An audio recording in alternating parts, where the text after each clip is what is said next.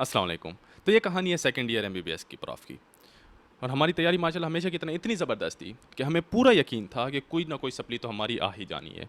क्योंकि कोई चैप्टर तो हमने ऐसे में बाई चॉइस छोड़ दिए थे, क्योंकि हर इंसान की ज़िंदगी के कोई असूल होने चाहिए। और हमारे असूल ये हैं कि हमने हर चीज़ मुकम्मल नहीं पढ़नी होती, हर चीज़ पढ़ने के लिए नहीं होती। खैर, और जो चीज़ें हमने पढ़ी थी वो भी हमने इतने हाई लेवल, इतने हाई स्टैंडर्ड पे जाके पढ़ी थी कि हमें नहीं लगता था कि हमारे टीचरों को इनकी समझ भी आनी है, क्योंकि हम एक अलग लीग में खेल रहे थे। तो वैसे ही हुआ। एनाटमी का हमारा वाइवा था, एक्सटर्नल टीचर आए हुए थे और हेड एंड नेक के सवाल थे। पहला सवाल हमने हस्ब तौफीक वैसे ही छोड़ दिया, क्योंकि नज़र से भी बचना ज़रूरी होता है और हम मानते हैं कि नज़र लगती है। जब दूसरे और तीसरे सवाल का जवाब नहीं आया तो उस वक्त मुझे थोड़ा एहसास हुआ कि हाँ, अब सिचुएशन हाथ से निकल रही है। चौथे सवाल के बाद तो आपके भाई के हाथ पैर फूलना शुरू हो गए, पसीना आना शुरू हो गया, दिल की धड़कन पता नहीं कहाँ से कहाँ पहुँच गई। और आपके भाई को सिर्फ दो चीज़ें आती थी उस वक्त, एक उसको अपना पूरा नाम आता था और दूसरा उसको आयत कुर्सी आती थी। और उन दोनों चीज़ों की वहाँ पर ज़रूरत नहीं थी, क्योंकि मेरा अमालनामा और मेरा नाम हमारे टीचर के पास पहले से मौजूद था और आयत कुर्सी मेरे मुताबिक उनको पहले से आती थी। तो ये है स्ट्रेस, और इसकी कहानी आज हम आपको सुनाने वाले हैं। सबसे पहले बात करते हैं मैकेनिज्म ऑफ एक्शन की, क्योंकि जब तक हमें समझ नहीं आएगी कि किस तरीके से ये चीज़ काम करती है, कि किस तरीके से किसी एक इवेंट की वजह से आपकी पूरी बॉडी के प्रोसेस से चेंज हो जाते हैं, आप उस चीज़ को कंट्रोल नहीं कर सकते। ज़्यादा बोरिंग लग रहा होगा, लेकिन इतना बोरिंग है नहीं, बस मेरे साथ देखते रहें। सबसे पहले आपकी बॉडी में कोई भी स्ट्रेस आएगा, स्ट्रेसर आएगा। स्ट्रेसर आपका कोई भी फिजियोलॉजिकल इवेंट हो सकता है, साइकोलॉजिकल इवेंट हो सकता है, इवन सोशल इवेंट हो सकता है, और आपकी नेगेटिव थॉट पैटर्न भी हो सकते हैं। मतलब आप सोचें कि आप घर से बाहर निकलें और आपके ऊपर एक गाड़ी वाला गाड़ी चला के चला जाएगा और उसके बाद आप मजबूर हो जाएंगे। और अगर आप इस बात पे यकीन रखते हैं तो फिर भी आपका वही स्ट्रेस पैटर्न एक्टिवेट होगा। होता क्या है कि आपकी बॉडी का सिंपैथेटिक सिस्टम गैंग्लियन एक्टिवेट होते हैं। नाम बड़ा कोई हाई लेवल लग रहा है, लेकिन इतनी कोई रॉकेट साइंस है नहीं। वो एसिटाइल को रिलीज़ करेंगे, वो एपिनेफ्रिन रिलीज़ करेंगे। आपकी body basically high performance, high turbo mode के लिए तैयार हो रही है। होता क्या है, इससे आपकी हार्ट बीट तेज़ हो जाएगी, आपकी मेंटल अलर्टनेस ज़्यादा हो जाएगी, आपका बीपी ज़्यादा हो जाएगा, आपका ब्रीथिंग रेट ज़्यादा हो जाएगा, आपकी डाइजेशन और ये चीज़ें जो उस वक्त ज़रूरत नहीं है ये ख़त्म हो जाएंगी। और ये बेसिकली है फाइट एंड फ्लाइट रिस्पांस आपकी बॉडी का, जो बड़ा जेनेरिक किस्म का रिस्पांस होता है। बात करते हैं इसके फ़ायदे और नुकसानात की। अब शॉर्ट टर्म में तो इसके फ़ायदे नज़र आते हैं। मतलब आप घर से बाहर निकलें, आप देखते हैं आपकी नज़र सामने कुत्ते पे पड़ती है और आप कुत्ते से उतना डरते हैं कि जितना मैं डरता हूँ। आपका स्ट्रेस लेवल माशाल्लाह सबसे हाई पहुँच जाएगा। और वो कुत्ते भी हमारे गाँव के हैं, कि जो कि वेले होते हैं, जिनके पास करने का कोई काम नहीं होता। वो आपको देखेंगे और शुरू से ही पहचान जाएंगे कि शक्ल से गरीब बंदा लग रहा है। वो आपके पीछे भागेंगे जैसे आपने उनको उधार देना, और आपको घर तक छोड़ के आएंगे। ऐसे मौके पे तो इस चीज़ ने आपकी ज़िंदगी बचाई है। आपकी हार्ट बीट तेज़ थी, आपकी डाइजेशन ख़त्म हो गई थी, आपकी ब्रीथिंग रेट तेज़ था, उसने आपको बचा लिया, आपकी टाँगों में ज़्यादा ज़ोर आ गया, आपके जैसे आपकी लिवर ने ज़्यादा ग्लूकोज़ प्रोड्यूस किया, तो आपकी ज़िंदगी तो बच गई। और रीसेंट रिसर्च ने यही प्रूव किया कि शॉर्ट टर्म में स्ट्रेस के काफ़ी फ़ायदे होते हैं।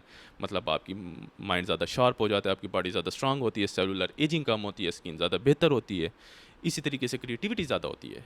तो शॉर्ट टर्म में तो इस चीज़ के फ़ायदे हैं, इसीलिए टोमो ब्रीथिंग ज़्यादा इन है। टोमो ब्रीथिंग में आप खुद ज़्यादा क्विकली ब्रीथिंग करते हैं, जिसकी वजह से आपकी बॉडी एसिटाइलकोलिन रिलीज़ करती है। उससे क्या होता है कि आपकी बॉडी में वही स्ट्रेस रिस्पांस आ रहा है और इससे इम्यूनिटी इंप्रूव होती है।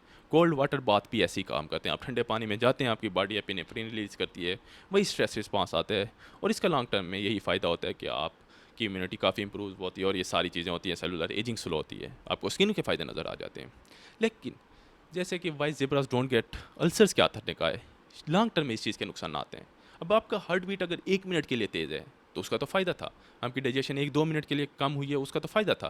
लेकिन पिछले 5 साल से आपकी हार्ट बीट तेज़ है, आपका बीपी बहुत ज़्यादा जा रहा है, तो उसके तो आपकी बॉडी पे कार्डियोवास्कुलर नुकसानात होंगे। आपकी डाइजेशन ख़राब है तो उसके से तो आपकी लाइफ ख़राब होगी। तो लॉन्ग टर्म में तो इस चीज़ के काफ़ी ज़्यादा नुकसानात होते हैं। अब इशू ये है कि हमारी बॉडी इस दौर में रहने के लिए तैयार है ही नहीं। पहले वर्क लाइफ बैलेंस होता था, आजकल नहीं है। आजकल व्हाट्सएप पे आपको रात के 10 बजे भी क्राइसिस हो सकते हैं। पहले सोशल मीडिया नहीं था, आप सोशल मीडिया खोलें, दुनिया में कोई आगे जा रहा है, कोई किसी की शादी हो रही है, किसी के बच्चे पैदा हो रहे हैं, कोई हनीमून के लिए कहीं पे जा रहा है, कोई वर्ल्ड टूर पे जा रहा है। तो हमारी बॉडी इन चीज़ों के लिए तैयार नहीं है। जितनी ट्रैफिक हो गई, जितनी इकोनॉमिक अनसर्टेनिटी हो गई, जितने मुल्क में पॉलिटिकल अनसर्टेनिटी है, जितनी इनकी वजह से हमारे ऊपर जितने इम्पैक्ट्स आ रहे हैं पहले नहीं थे, तो लॉन्ग टर्म स्ट्रेस के चांसेस और ज़्यादा हो गए हैं, और जिसके नुकसानात हमारी बॉडी पे बहुत ज़्यादा होते हैं। अब सवाल ये पैदा होता है कि इस स्ट्रेस को कंट्रोल कैसे करना है। शॉर्ट टर्म स्ट्रेस को कंट्रोल करना तो आसान है। मतलब आप घर से बाहर निकलते हैं, ट्रैफिक में जा रहे हैं, पीछे वाले बंदे ने हाई बीम रखी हुई है, जो कि बहुत गलत चीज़ है, और उसके साथ वो हॉर्न पे हॉर्न दे रहे हैं, आगे वाली ट्रैफिक रुकी हुई है तो आप कहीं जा नहीं सकते। उसके साथ आप देखते हैं एक चिंची वाला आता है, बहुत स्पीड में कट मारने की कोशिश करते हैं, आप के साइड मिरर को लगता है आपकी गाड़ी का नुकसान हो जाता है, अब आपका स्ट्रेस लेवल हाई है। इस मौके पे आप अपने आप को कंट्रोल कैसे करेंगे? जो सबसे बेहतरीन तरीका है इस मौके पे अपने आप को कंट्रोल करने का, वो है कॉन्शियस ब्रीथिंग। मतलब अपने ब्रीथिंग को कंट्रोल करें, 2 क्विकली इनहेल करें, मतलब 2 मरतबा बहुत तेज़ी से अपने अंदर सांस लें नाक के ज़रिए, उसके बाद एक लॉन्ग एक्सहेल करें, मुंह के ज़रिए सांस बाहर निकालें। जब 15 से 20 मरतबा करेंगे, 10 से 15 मरतबा इवन करेंगे, आपकी हार्ट बीट स्लो होना शुरू हो जाएगी, आपकी माइंड की अलर्टनेस थोड़ी कम हो जाएगी, मतलब आप थोड़ा सुकून में आना शुरू हो जाएंगे। आपका ब्रीथिंग तो वैसे ही कंट्रोल में हो गई, आपका वो स्ट्रेस रिस्पांस कंट्रोल में आना शुरू हो जाएगा। और इवन कि अगर आपको रात को नींद नहीं आती, तो ये आपको नींद लाने में भी ये चीज़ फ़ायदेमंद हो सकती है, क्योंकि इससे आपका पैरासिम्पैथेटिक सिस्टम एक्टिवेट होता है, आपकी बॉडी से कार्बन डाइऑक्साइड निकलती है। तो शॉर्ट टर्म स्ट्रेस को तो डील करना बड़ा आसान है। अब सवाल पैदा होता है लॉन्ग टर्म स्ट्रेस का। लॉन्ग टर्म स्ट्रेस के लिए ऐसा कोई क्विक फिक्स नहीं है, ऐसा कोई स्टेप नहीं है कि आप 1 मिनट के में कोई काम करें और आपका स्ट्रेस बिल्कुल ख़त्म हो जाए। मतलब आप 5 साल से नहीं सोए, 5 साल से आपको इंसोम्निया, कुछ भी ऐसा नहीं है कि आप 1 मिनट में करें और आपको फ़ौरन रात को नींद आना शुरू हो जाए, या आपका बीपी 5 साल से ज़्यादा है। आप ऐसा कुछ नहीं कर सकते कि फ़ौरन आपका बीपी स्लो होना शुरू हो जाए। लेकिन आप अपनी लाइफ़ में वो मॉडिफ़िकेशन कर सकते हैं, वो हैबिट चेंज कर सकते हैं, वो अपनी पर्सनैलिटी चेंज कर सकते हैं कि जिसकी वजह से ये काम हो सकते हैं। तो सबसे पहले तो एक्सरसाइज शुरू करें। जब भी आप एक्सरसाइज करते हैं, जब भी आपकी बॉडी फिजिकल एक्सर्शन करती है, आपकी बॉडी एंडोर्फिन्स रिलीज़ करती है। उसके साथ अगर आपको एक्सरसाइज में मज़ा आ रहा है, तो आपकी बॉडी डोपामिन रिलीज़ करती है। तो इसलिए ज़रूरी है कि अपने दोस्तों को भी अपने साथ जिम लेके जाएं। हाँ, ये अलग बात है कि वो वहाँ पे आपको एक्सरसाइज नहीं करने देंगे और आपको पे हंसेंगे भी सही, क्योंकि आपने 5-6 किलो ही उठाना है। अच्छा, खैर, तो जब आपकी बॉडी एंडोर्फिन्स रिलीज़ करती है, डोपामिन रिलीज़ करती है, तो आपकी बॉडी रिलैक्स होती है, आपका माइंड रिलैक्स होता है, आपको सेंस ऑफ अचीवमेंट फील होती है और आपको ज़्यादा कंट्रोल फील होता है, जिसकी वजह से स्ट्रेस लॉन्ग टर्म कंट्रोल में रहता है।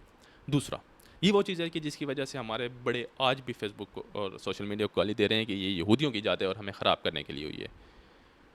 सोशल कनेक्शंस, जब से सोशल मीडिया है, हमारा सोशल कनेक्शन ख़त्म है। एक रूम में 5 बंदे बैठे होंगे और सारे अपने अपने मोबाइल खोल के बैठे होंगे, किसी को पता नहीं है कि दुनिया में 7 बंदे के साथ क्या हो रहा है। और सोशियोलॉजी उठा लें, आप साइकोलॉजी उठा लें, हर किसी की रिसर्च ने प्रूव किया है कि सोशल कनेक्शन हमारी बॉडी के लिए कितना ज़रूरी है। और इसकी एक एवोल्यूशनरी हिस्ट्री है। मतलब आज से 10,000 साल पहले रह रहे हैं अफ्रीकन सवाना में। उस टाइम आपका ट्राइब, आपका ग्रुप आपके लिए बहुत ज़्यादा ज़रूरी था। मतलब जो बंदा अकेला रह गया, समझो वो मर गया, क्योंकि वो वहाँ के जानवरों को, वहाँ के हालात का मुकाबला नहीं कर सकता। हाँ, आपके पास अगर ट्राइब है, आपके पास अपनी एक फैमिली, अपने पास एक ग्रुप है, तो आप बड़े आराम से उन चीज़ों का मुकाबला कर सकते थे।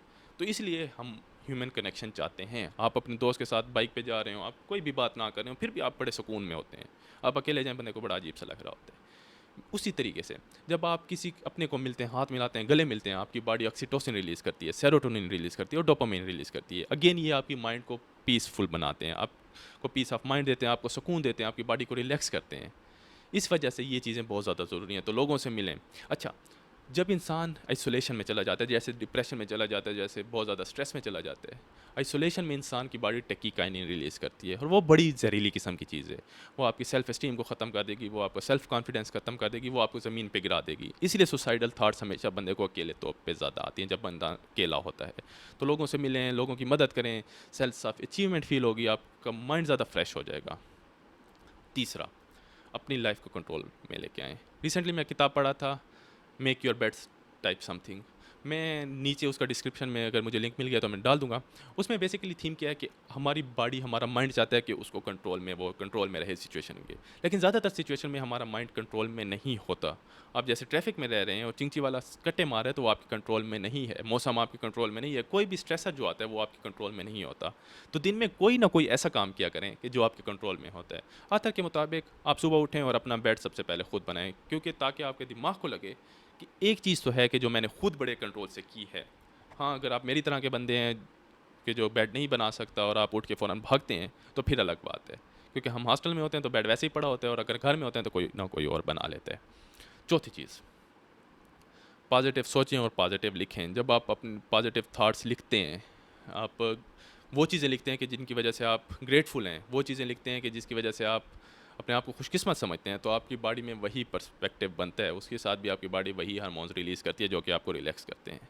तो ये वो सारी चीज़ें हैं कि जो लॉन्ग टर्म स्ट्रेस में आपको बचा सकती हैं। लॉन्ग टर्म स्ट्रेस अगेन कोई एक क्विक फिक्स नहीं है, आपको लॉन्ग टर्म काम करना पड़ेगा, लेकिन ज़रूरी है, क्योंकि अगर आप ये चीज़ें नहीं करेंगे तो आपकी लाइफ एक्सपेक्टेंसी कम हो जाएगी, आपकी ज़िंदगी और ज़्यादा बुरी हो जाएगी और आप ज़्यादा बीमारियों का शिकार हो जाएंगे। तो इंशाल्लाह मिलते हैं अगले एपिसोड में। Thank you.